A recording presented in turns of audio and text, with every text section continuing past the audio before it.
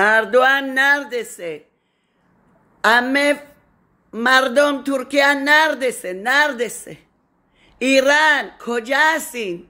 کجا؟ ریحانی، خامنه‌ای، خمینی، رئیسی، ابراهیمی کجا هستین؟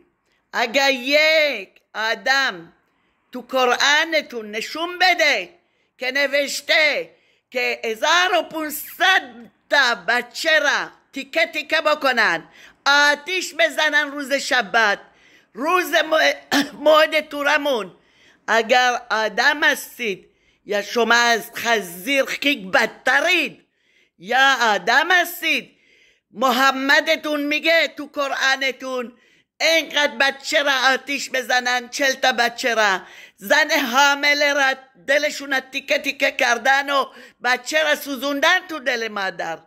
شما کجا هستین؟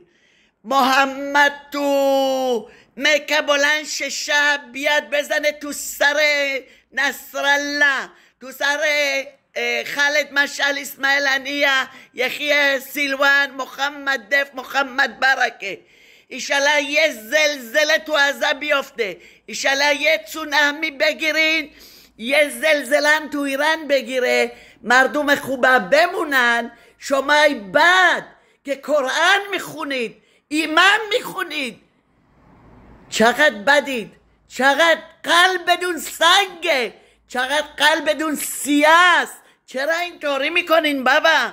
یعنی چه سنگ پوست رو دارید؟ قلب بدون از سنگ سیاه بدتره. ایشالله خدای بلسر، خدای بلسر، خدای بلسر، خدای بلسر بزنه تو ایران، مثل که زلزله انداختون خورد و خکشیتون بکنه، همه کورتون آتیش بگیره، همه تون بسوزید تا ببینید یعنی چه آدم بسوزونن تو اسرائیل، تو غزه. ایشالله ازا خاک و خاکشی بشه، یه زلزله بیفته توشون، همهشون علو بگیرن دیگه. اینا نه حماس هستن، نه جهاد هستن، طالبان هستن، معلوم نیست چه مرده تو گور هستن اینا. ایشالله توف درودون بیفته. ایشالله محمد امشب از مکه بلند شه، یکی دونه بلند کنه، قربون سر 1000 تا مردمون بکنه. ایشالله محمدتون بلند شه، امیتون قربون سر اینا که تو عزا گرفتن.